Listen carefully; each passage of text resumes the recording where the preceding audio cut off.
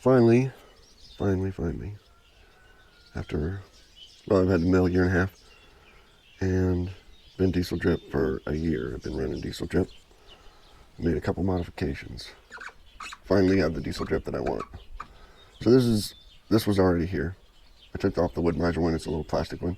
Didn't like it. I enjoyed the garden hose one better. From the garden hose, I've got it tapered down to this little 1/4-inch hose. It's full of diesel. You can see the diesel. It's clear. You can see the diesel in there. And that runs behind the motor and comes out here. And then I've got it running all along here. It's bungee corded right to these wires that were already here. And then it runs down to the diesel drip, which I have.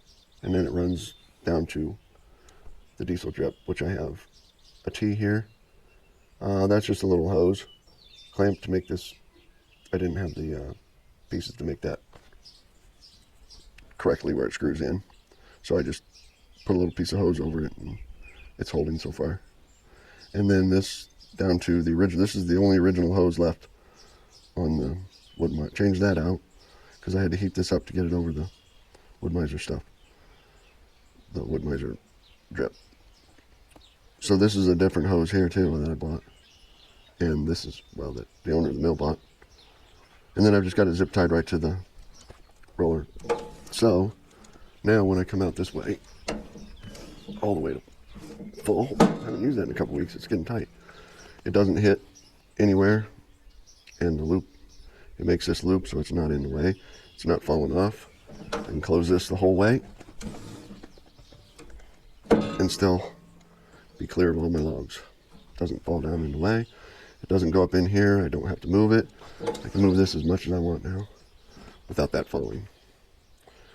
And that's the diesel drip, how it should be, how I should have done it from the start.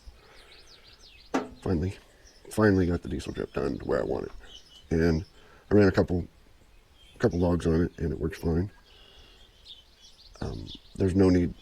This loop here may go down when it's over here, but that tank's still higher than that.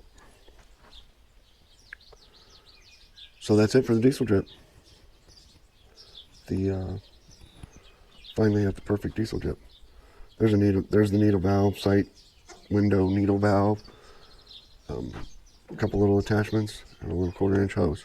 I like the 1/4-inch hose. It's not sitting there full of diesel. There's very little diesel in that hose, and you can see it.